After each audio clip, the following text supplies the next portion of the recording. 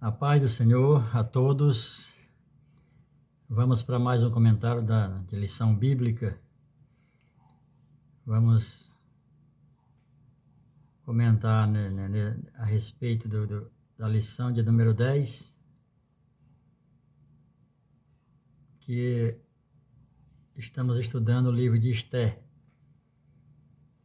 E a lição de número 10 contém o capítulo 7 do livro de Esther, o 12º livro histórico do Antigo Testamento, né? É comum a gente ouvir falar Velho Testamento, mas a Bíblia, ela não é velha. E qual é a diferença de velho para antigo? É porque o antigo é aquele bem, aquele objeto que você mantém ele novo, ele em perfeito estado, aliás, novo não, perfeito estado. É a diferença de você ver, por exemplo, um carro antigo e um carro velho, né? Você pode ter um carro com 5 anos velho e um carro com 20, 30 anos novo. E aí você tem um carro de 1960 antigo, novo, e você tem um carro 2017, 2018, velho, né? Então, é o Antigo Testamento. Isto é o 12º livro histórico do Antigo Testamento. O título dessa lição de número 10, no capítulo 7 de Esther, é Amã é desmascarado e enforcado. Os objetivos dessa lição é conhecer a petição ou pedido surpreendente da rainha Esther. O segundo é identificar o inimigo que pretendia erradicar ou varrer os judeus, né, do reino Medo-Persa. E o terceiro é compreender que a sobrevivência dos judeus decorre do cuidado da providência de Deus. Então, como nós vamos entrar nesse texto, acerca dessa lição, a mãe desmascarada e enforcado, na lição de número 10, o textuário diz: Então respondeu a rainha Esther e disse: Se perante ti, ó rei, achei favor, e se bem parecer ao rei, desse-me por pedido a minha vida, e pelo meu desejo a vida do meu povo. Esther 7:3. A verdade prática diz: diante da ameaça de morte que pairava sobre a vida dos judeus, só o rei poderia salvá-los. Aqui nós temos a figura do rei como sendo a figura de Deus, a figura de Esther como sendo o Espírito Santo e a figura de Mardoqueu ou Mordecai, de acordo com a versão que você tenha, representando Cristo. O Cristo, Jesus, que foi enviado no meio do povo, era onde está Mordecai. E Deus e o Espírito Santo no palácio. Pois bem, a introdução diz: podemos inferir que o rei mal podia conter a sua curiosidade para saber qual seria a petição ou pedido que a rainha Esther lhe dirigiria no banquete. No banquete que havia sido preparado com essa finalidade. E quando abordada, Esther desnuda sua alma e seu coração diante do rei, pois ela e seu povo, os judeus, estavam sendo vítimas de uma trama diabólica visando a exterminá-los do reino. Então, o primeiro ponto aqui, nós falamos aqui de essa situação, ela ela vai ocorrer também já quando Jesus começa o seu ministério e é batizado por João Batista, e João Batista ele é lançado no cárcere por pregar contra a situação de Herodes, que tomou por esposa a sua cunhada, a mulher do seu irmão Felipe, Herodias. E aí ele dá uma festa no seu aniversário, e aí Herodias, já tramando a morte de João Batista, coloca a sua filha para dançar na frente do rei Herodes, né, no aniversário dele. E aí ele vai e diz, ela pede qualquer coisa, até metade do reino, sempre isso era comum, né?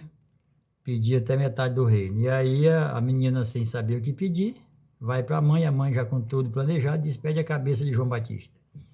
Então era comum nessas festas de rei, nesses banquetes, sair esses pedidos assim inusitados, né? E por conta disso aqui foi no começo, né? Esse de Herodes já foi muitos e muitos anos à frente. Agora esse aqui está bem atrás. Esther faz a sua petição ou seu pedido, né? Quando ela ainda na festa, né? A festa que ela deu era 7 dias.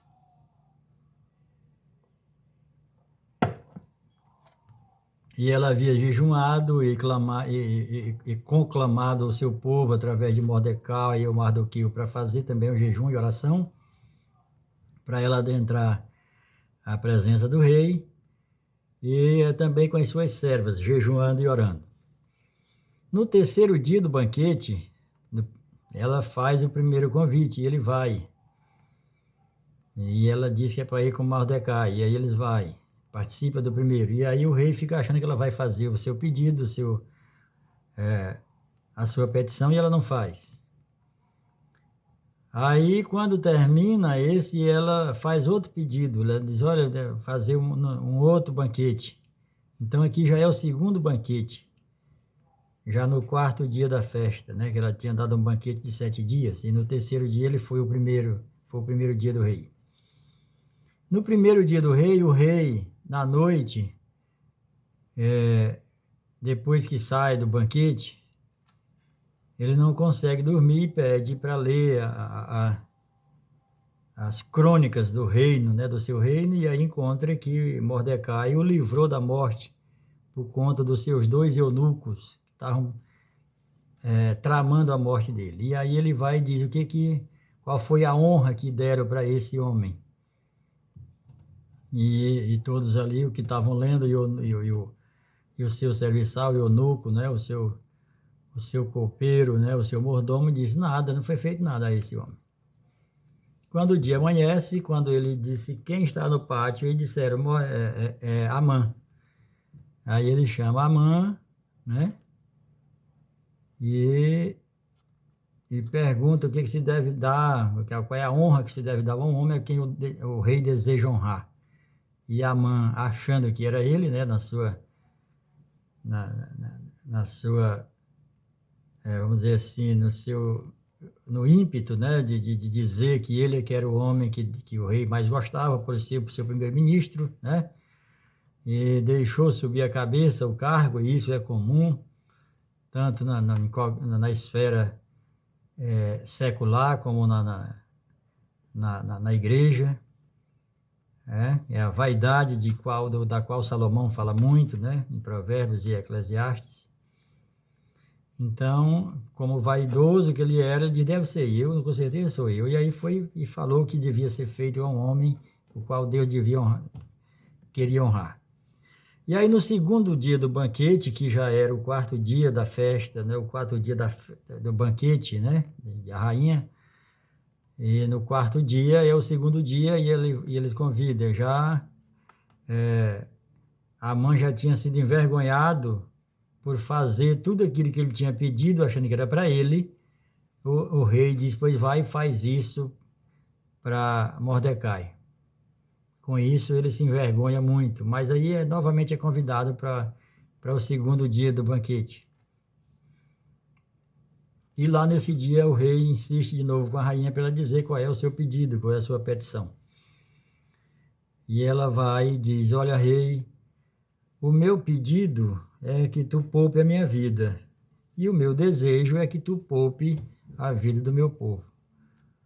E aí contou que a vida dela e do seu povo estava em perigo, estava correndo risco, né?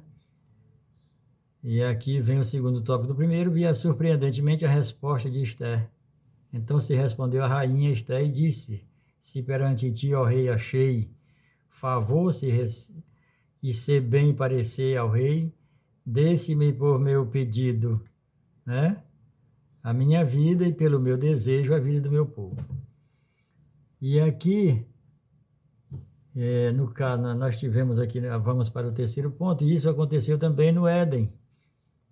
Quando no terceiro ponto ela diz: nós fomos vendidos, eu e o meu povo, nós somos vendidos. Então Amã tramou para tirar Mardoqueu do caminho, mas de certa forma ele ia tirar todo o povo judeu que habitava no reino Medo-Persa, em todas as províncias. E isso também tinha acontecido lá no Éden, quando Adão, sem saber, vendeu toda a sua descendência. Lá em Lucas capítulo 4, verso 6, Satanás chega para Jesus e diz: olha, se tu me adorar, todos esses reinos da terra eu te dou, porque a mim me foi dado. Então, quando Adão desobedece a Deus, ele entrega para Satanás todos os reinos da terra. Da mesma sorte, quando o rei Assuero assina aquele documento que Amã prepara, ele estava, de certa forma, ali vendendo o povo judeu sem saber, né? E aí Esther coloca aqui, ó, nós somos vendidos. E aquele que nos comprou é maligno e quer a nossa morte, a minha e a do meu povo. No segundo ponto, Amã é desmascarado, né? O adversário e inimigo, no capítulo 7, verso 5. Então falou o rei Assuero e disse à rainha Esther: quem é esse? E onde está esse cujo coração o instigou a fazer assim? E a rainha falou e disse: é este aqui, o mal, né? Amã, o adversário.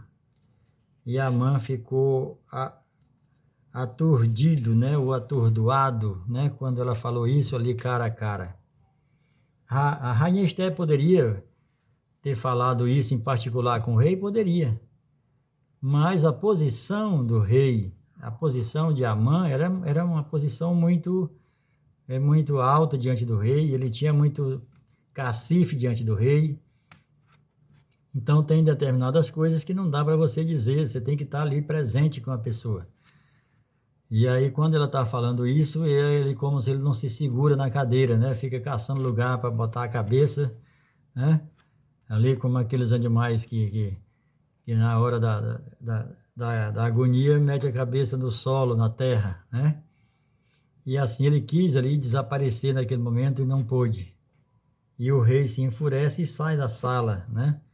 Da sala do banquete, e vai esparecer lá fora, né? De tanto ódio, não é nem tanto ódio do problema, mas por ter sido enganado, por ter sido traído pelo seu primeiro-ministro, né? De ter sido se considerado infantil, né? E não olhou o que estava assinando, e isso também aconteceu com o rei Dario no dia que assinou aquele documento, também dos seus ministros, acusando Daniel, né?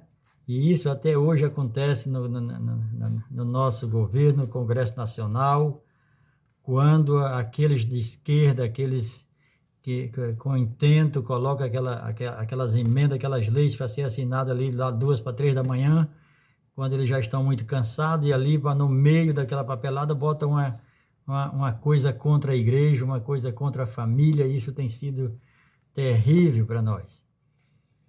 E da mesma sorte, isso já vem de muitos e muitos tempos. Todavia, né, aqui no terceiro ponto, tentativa de salvar sua vida, o rei, no seu furor, se levantou do banquete divino e passou para o jardim do palácio. Amã, porém, ficou para rogar por sua vida à rainha. Ele não tinha nenhuma condição de pedir nada para a rainha, né? Mas ainda assim, ele se atreve. E a gente vê isso, nós estamos vivenciando isso no meio do governo. Pessoas do nosso meio, pessoas crentes, pastores, líderes, e que ganharam, Deus elevou a política e a igreja confiou e votou, e depois se debanda para o lado da esquerda, para o comunismo. Mas na hora que o barco está afundando, aí ele corre para o outro lado, para o lado da direita. Mas já é tarde. A igreja, o povo da direita já descobriu, já entendeu qual é o propósito. Terceiro e último ponto fala Amã enforcado. O pedido por sua vida, né, diante da rainha, não surtiu efeito. E quando o rei volta do terraço, volta do jardim, vê ele deitado ali ao lado da rainha Esther, e o rei já entende outra coisa, achando que ele estava ali seduzindo, estava ali forçando a rainha. E aí aumenta mais ainda o seu ódio. Mas o interessante aqui é que Amã tinha mandado fazer uma forca de 25 metros de altura, aproximadamente, para enforcar Mardoqueu.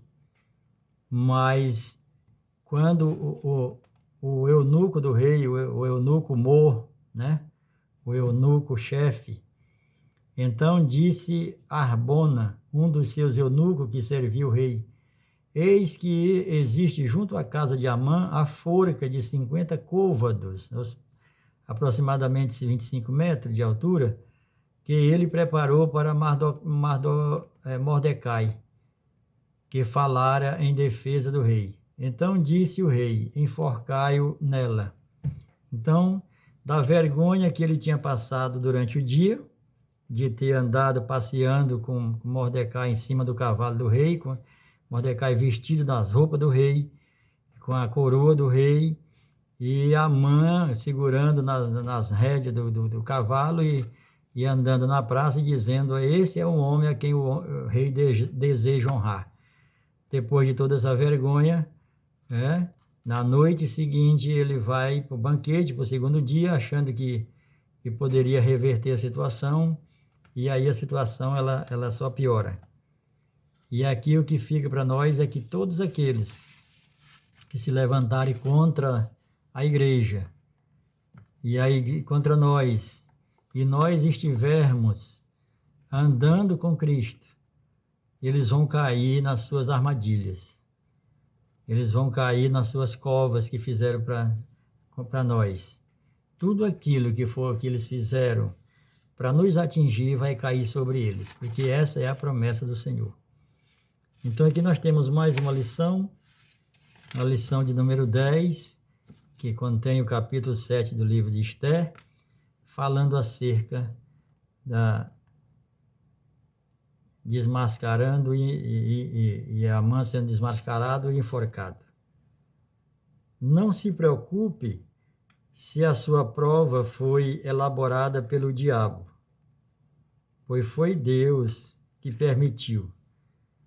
O diabo elabora a prova, ele constrói a arapuca, ele constrói a forca, mas não somos nós que vamos ser colocados lá, e sim aqueles que acreditou no diabo e veio para querer o nosso mal, a nossa ruína. Fiquem com Deus, tenham uma boa aula, que Deus abençoe, a paz do Senhor a todos.